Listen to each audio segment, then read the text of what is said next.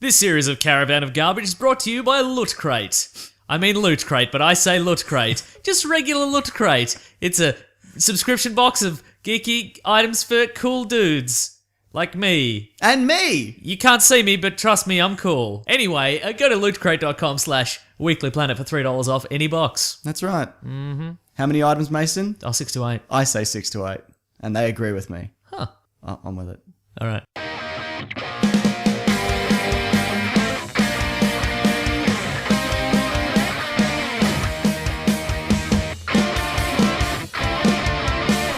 Welcome, everybody, to the Weekly Planet's Caravan of Garbage, where we sort through the pop culture detritus of the past to find some hidden gems, but probably not. Who's to say? I don't know. We might talk about a movie or a comic book or a TV show. Who's to say? Who's to say? Yeah. I'm to say this week. I tell you what. Yeah. So, big year for Luke Cage. He's got a series massive on Netflix. It's going to be in The Defenders. That's right. He's got a new retro-themed limited series called Cage! On the comic books. Yeah. So what I thought I would do is I would go back in time. Not really, but I would look at a thing from back in time. I was going to say we should not do this and just time travel. Oh yeah, if we have the technology, don't we? That's something for another day. Tell you what, this week I've started reading 1972's Luke Cage: Hero for Hire. Right. It's pretty great, let me tell you. Is this the first era of Luke Cage comics? Yes, it is. This is pre Jessica Jones. Yep. This is pre being in the Avengers. This is pre Power Man and Iron Fist. This is the headband tiara era. Yes, Luke it Cage, is. isn't Yes, it? it is. This is Love it. This is a man. He's not as complicated a man. He's a detective. He's a strong man. Yep. He's a man with a lot of principles. Like he's He's a man with a lot of principles, but still asks for money for doing a good thing. that's the thing, because I'm going to talk about, first few issues are, he's chasing down a thug. He's chasing down thugs in alleys. He's working his way through the Harlem underworld. This is off his own bat. He's like, this is what I'm doing. Yeah, exactly. Yeah. Okay. He set up a detective agency on the top of a weird movie theater that only plays westerns. Nice. It's in Harlem. It's pretty great. But the issues I want to talk about are issues 8 and 9, where he sort of dives headlong into the weirdness that is the Marvel universe, right? And it sort of opens up. He's mad. Not mad. Like It just starts and he's just crazy? What do you mean? He's angry. Oh, he's angry. Wow. He's smashing up his desk because, you know what? Being a hero for hire is not paying the bills. Oh, no. I mean, primarily because he gets in Maybe there. he could have sold that desk instead of smashing it. But primarily because what he does, he takes the case, Yeah. he beats the bad guy, he saves the damsel in distress, and then he's just like, I don't want your money. So ultimately...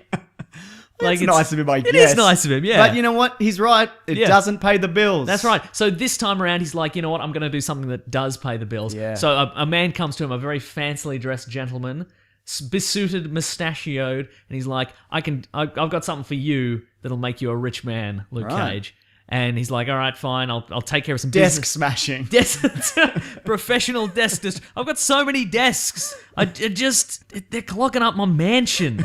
But no, he's like, okay, well look, I'll take care of some smashing up some hoodlum business. Right. And then I'll talk to you later, whatever. Yeah. And then he's like, okay, Luke Cage, I'm going to pay you. My employer has had some industrial secrets stolen from him, and we'll pay you $200 a day. Oh, wow. Which is a lot of money in 1972. Absolutely. That's like $4,100 million today, isn't it? Yeah, It's exactly. about that, isn't it? Yeah. And American. Yeah, that's right. So it's huge. But so he's like, okay, I've heard they're in this part of the city. Use your skills, kind of track him down. And he's like, okay. And there's a sweet montage where he goes to like he goes to a bar, he goes to a taxi cab driver, he goes to a newsstand where they're selling the pornos. He's tracking. Is there them a down. porno stand? Look, it's a newsstand, and one of it's hard to see because you're over there. Right. But one of the magazines just says sex on it.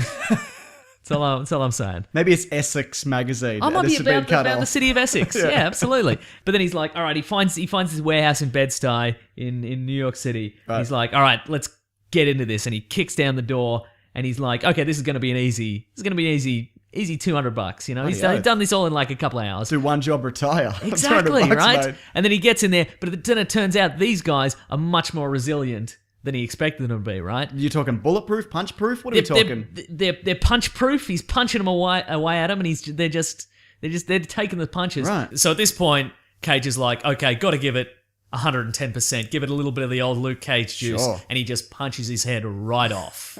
But as comic book luck would have it, the one time you go to punch a guy's head right off, turns out to be a robot. Oh, thank God. And he's surprised, and they make a run for it. Are they all robots? I guess they're all robots. Well, must be, right? Yeah. So he's kind of stunned. Yeah. And instead of giving chase, he's like, the guy who offered me $200 a day, like he's kind of ripped me off here, so I'm going to track him down. Right. Right? And so he uses some more detective skills. Yeah, he is. He's doing it. Exactly. He's doing it. Anyway, and so he's like, all right, I'm going to find out where this guy is. And it turns out he's at an embassy of some sort, right? Yeah. And there's a fancy state dinner happening. So Cage busts in on there, right? He busts in on the fancy. Is he dressed for the occasion? He's wearing an open fronted yellow blouse. Oh, that's and 70s. A tiara. Yeah, sure. And some wristbands. That's it's delightful. He's a man who loses a lot of yellow blouses, let me tell you. People are stabbing at him and shooting at him, and he's just...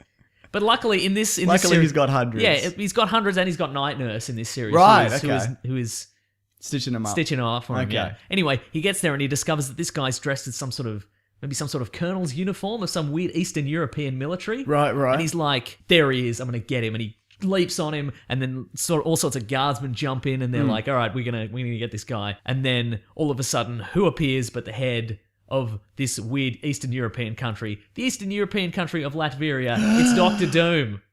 Without the mask? No, he's got the mask. He's got the whole thing. He's got the whole... Wait, so the general's not Dr. Doom. He was in the employ of Dr. Doom. That's the employer, right? This is a Doom story. This is a Doom story. Twist. Well, I guess that explains the robots. Yeah, right? My goodness. But see, the thing, and Doom's like, come on, Cage, this was going to happen eventually. Like, you got your powers. Yeah. Weird stuff's going to happen eventually. So this is the first time that he's kind of stepped out of his... Like, he stepped into the wider Marvel universe. Yes, it is, yeah. That's kind of great. I know, right? Yeah. It's really good. Well, I mean, it's pretty good, but also it turns out Doom's kind of racist because he's like, okay, I built these robots, right? And they stole my secrets, and they disguise themselves as African American guys, and they escaped to America, right? But there's no black people in Latveria, so I couldn't. There was nobody I could send, so I needed to hire a black. What? So I hired you to track them down. Okay. In Harlem. Why is that necessary? It's the 70s, man. I don't know. I guess it is the 70s, sure. Yeah. Uh-huh. Yeah. Yeah, right. And so he's like, but don't worry. He's like, don't worry, Luke Cage. You're still my man. We had someone following you, so they're now tracking those guys, and we know they're in this different weird warehouse, right? So is Doom a bad guy in this? Well, who's to say? He's getting something done. It seems like he's just a honest businessman, Seems doesn't that way. it? Yes. Right? He's like, all right, cool. And then he goes, let's go to this other abandoned warehouse. I'll track these guys down and I'll get them, right? And so he gets in there and there's some sweet brawls and he just smashes them all to pieces. Love right? it. And then I bet that would look great in the video version of this. Maybe it's a little bit of animation. And then he comes back to the hotel and he's like, all right, cool, sorted. I've earned my pay. Yeah. Finally, I've done a job. Like my heart wasn't in it, but it's a job I did for money. Yep. Let's get paid. And then a bellhop shows up and he's like, Dr. Doom doesn't pay any money if he doesn't have to. While you were away, he just left. He went on the run. He Donald Trumped you. He decided he didn't want to pay you, so he just took off. And Doom is impossibly rich, isn't he? Yes, he is. Like nobody's business. Yeah. Dr. Doom pays no money when he can avoid it. He closed the embassy and departed for our homeland not 5 minutes ago. So he closed down our entire embassy to avoid paying out. And he's like a couple of $100 bucks. And so a shirtless Luke Cage is like, that's how you play it, Doom. You motherless son of a witch. Classic G-rated swearing. And his mother is a witch as well. That's right. Good work. You'll find out how Luke Cage plays it. I'm coming for you, Doom. Luke Cage is going to nail it to the wall. Love it. End of the issue, right? Now we open up issue 9. Right. It's Luke Cage fighting the Fantastic Four. He's broken into the Fantastic Four's... Oh, to get information. He's broken in there and he's just punching on, just mate. punching on with all the classic Fantastic Four members. Mr. Fantastic, Human Torch, The Thing, Medusa. Where's the Invisible Woman? Who's to say? Who knows? Yeah, that might have been... They were always having problems, weren't Yeah. they? Their relationship is Yeah, who rocky knows? at Yeah, best. that's right. So anyway, Reed Richards having this Medusa, affair. the This Inhuman? Yes, with the hair. Yeah. Yeah. Anyway, so they're just punching on for a bit. Yeah. And because apparently the Thing assumed he was a burglar. That's... Yeah, I know, right? It's problematic. But anyway, he's like, hey, listen, I'm here because I'm going to give some grief to Doctor Doom. Okay. And Reed Richards is like, oh, the Doctor Doom? And he's No. like, yeah. He's like, it's me, Luke Cage, and he stiffed me out of some money, so what can you do for me? This is like Mel Gibson's Payback. Yes, exactly. And so Reed Richards is like, oh yes, Luke Cage, I've heard of you. You seem like a nice fellow. I will give you some sort of rocket ship to take you to Latveria. Which, Not, here's some money out of my own pocket. No. You seem like a good bloke. Yep. So, And they don't go with him. no, they don't go with him. Fair enough. This is classic, I feel, Mr. Fantastic being a dick for no reason. Yes. Starting with the very first moment he gained his powers where he's like, you know what, I'm Mr. Fantastic. That's At right. this point, he's like, you know what, this guy I've heard of a couple of times could very well be horribly killed or tortured or worse by Doctor Doom if I send him over, but this will give Doctor Doom some grief for a brief amount of time, and that fills me with joy. So here you go. Here's a rocket ship of some sort, pre-programmed to go to Latveria. And once you've been horribly killed, maimed, tortured, I'm just going to drive past in the fantastic car and give Doctor Doom the finger. How do you like that? I love it. Yeah, it's good, right? So anyway, Cage gets in the ship, Yep. flies over to Latveria. First thing he encounters, gigantic holographic image of Doctor Doom that's like, stay out of my country. Because that's apparently his thing. I don't know. Wait, is that specific to him or is it a recording? It's a recording. Okay, is it just for black people? Well, who's to say, right? But anyway, he Can I encounters... just say, Yes? this is great. Yeah, right? I wasn't expecting... I wish I'd read it as a kid. Like, Yeah. as a kid, I read a lot of stuff from... Old stuff from the 70s. Yeah. And I wish I'd seen this. Absolutely. But I don't even know if we got it here. Yeah. Also, Right. we weren't alive. No, but I mean... yeah, After. Yeah, I after. get ya. Yeah, exactly, right? So yeah, he busts his way through some Latvian guardsmen who are like, who's this guy? But Reed Richards must have been scraping the bottom of the barrel for this dude. And he's like, shut up, and he beats them all up, which is pretty good. And then more reinforcements show up, but then all of a sudden, Yeah. more robots. Oh, no. Robots show up. Are they good robots? Well, they help Cage beat back all these Are they the same robots that he destroyed earlier? They're the same family. Okay, right. They're a family. Right. You know what I mean? I think that's Right. nice. And so the robots help out Cage. Yeah. And then they're like, we'll bring you to our master, who's an alien, because it's the 70s. Sure. And then he was like, I'm fomenting a revolt against Doctor Doom. We'll bring you to our robot master, an alien. An alien, yeah, Okay. exactly. And he's like, I'm gonna bloody go and fight Doom, because that will get you in there. And he's like, all right, I'll do it. Sure. I do want my money. And then they smash their way and they fight their way into Doom's castle. Doomstart. Nice.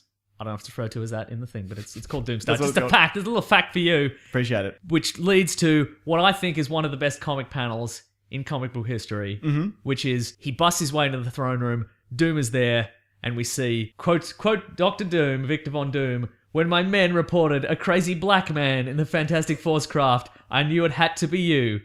Quote, Luke Cage, where's my money, honey? And he's like, what? You mean the money I owed you for tracking down my robots? You came here all the way here for that? A paltry $200? You are crazy. And then there's a fight. Yeah, of course there is, yeah. There's something of a And fight. then he handed it over. No, there's a fight. And it's at this point that we see the we kind of see the strength of character of Luke Cage, because it's like, it's not the point. Yeah. Like it's a fight and it's kind of a sermon on, like, this is what you get when you mess with Yeah. Luke Cage. Don't be a bad Yeah, bloke. I'd be here for $10, I'd be here for $10,000. Yeah. You don't get anywhere if you let people walk over you. You are not going to walk over me. Nice. And he gets in there and he hits a weak point on Doom's armor, and he realizes that that's the weak spot, and he just keeps hammering away at him until he breaks the armor. Completely. Well, he shuts it all down, Sure, kind of yeah, thing. yeah. And then the faceless one, the robot master, who's an yeah. alien, he shows up and he's like, "You're weak, Doom. I'm gonna kill you now." And then Luke Cage is like, He's up. "No, it's not what we're here for either." And then he fights him. Right. He fights everybody. I thought we all agreed that we're all doing this for $200, which I'm keeping. I thought we all agreed on He that. fights him, and then he's like, get yourself out of here, kind of. And the faceless one is forced to flee. And Doom is like, look, I respect you now. And he just peels off $200 cash American from his billfold. And he's like, Get yourself a new desk, mate. you did it. Exactly. That's right. And all was right with the world. Wow. I know, right? What a journey. I would watch the hell out of that movie. Right? Like Luke Cage's Payback. Yes. I'm glad you brought this week, Mason. Would you recommend this to people? Yes. Yeah. Yeah. Start at the start. It's got great art. Yep. Great storytelling. Yep. Bloody love it. I think you can get like the first 16 issues for like A paltry $8 or $200 something. US. Yeah, that's right. Yeah. Just a nice fresh little 200. throwback. Yeah. Man. I had a good old time. I wish it was worse. Yeah, sure. Right? Well, at least it's entertaining. I know, right? Yeah. It's not dull. That is for sure. Mm-hmm. Anyway, I think that wraps up this season of Caravan of Courage, Mason. Ooh. Caravan of Garbage, Mason. I know what this is called. You don't need to remind me. Sorry. Look, if you liked any of these, we're happy to come back and do some more. A little bit down the absolutely. track. We appreciate If you you listening. hated it, give it to yourself. Give it yourself. I don't need to hear. Our egos are very fragile. Why do we right. even put ourselves out here in the first place? I don't even know. You can find us at on the Weekly Planet podcast every Monday. Oh, You can yeah. find me at Mr. Sunday Movies. You can find me at Wikipedia Brown on Twitter. Fantastic. Thanks for listening, guys. Grab that gem, you guys. We'll see you later. A different time. Yeah.